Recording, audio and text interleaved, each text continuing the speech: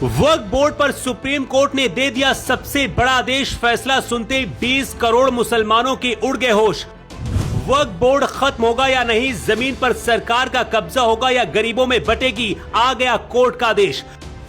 Supreme court का फैसला आते ही रोने लगे मौलवी और मौलाना। कोर्ट के वो 5 आदेश जिसे हिंदुओं को भी पता होना चाहिए।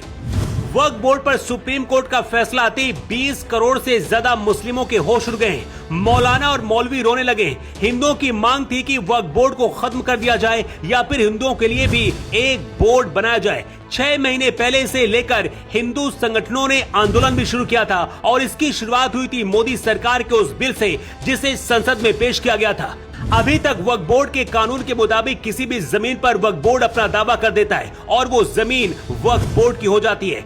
वक्फ ने तो कई मंदिर और कई गांवों पर भी अपना दावा ठोक चुका है। यहाँ तक कि महाकुंभ की जमीन पर भी अपना दावा कर दिया था, जिसके बाद खुद योगी आदित्यनाथ को आगे आना पड़ा था। और योगी ने तब कहा था कि महाकुंभ की जमीन को वक्फ की जमीन बताने वालों को उनकी भाषा में जवाब दिया जाएगा। लेकिन अब देश की सुप्रीम कोर्ट ने वक्फ बोर्ड पर सबसे बड़ा फैसला सुना दिया है। वक्फ बोर्ड पर सुप्रीम कोर्ट ने जो कहा है उसमें 5 बातें सबसे अहम है और आखिरी की एक हिंदुओं के लिए झटका है।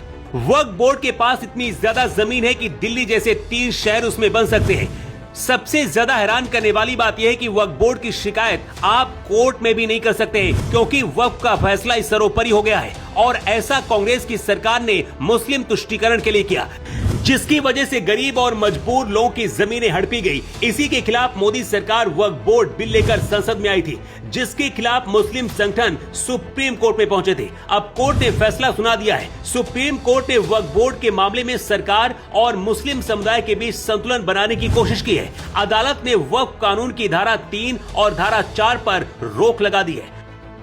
धारा 3 में शर्त थी कि किसी व्यक्ति को वक्फ बोर्ड में शामिल करने के लिए कम से कम 5 वर्षों तक इस्लाम का उसे अनुयायी होना चाहिए। सुप्रीम कोर्ट ने इसे स्थगित कर दिया है। कोर्ट ने 5 साल से मुसलमान व्यक्ति को वक्फ बोर्ड का सदस्य बनाने पर रोक लगा दी है।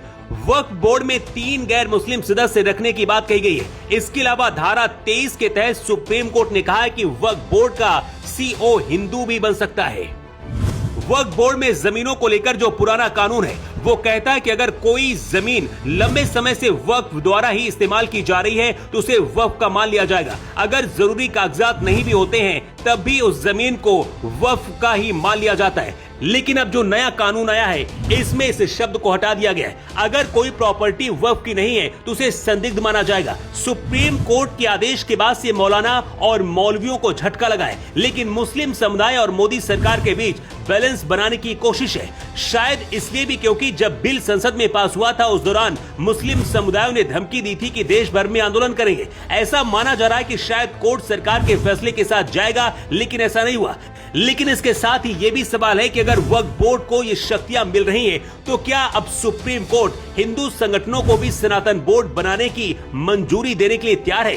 क्योंकि अगर मुस्लिमों के लिए वक्फ बोर्ड तो फिर देश में सनातन बोर्ड क्यों नहीं हो सकता है? देवकीनंदन ठाकुर से लेकर बाबा बागेश्वर और खुद योगी आदित्यनाथ वक्फ के खिलाफ है। लेकिन सुप्रीम कोर्ट के इस फैसले के पीछे 2 वजह।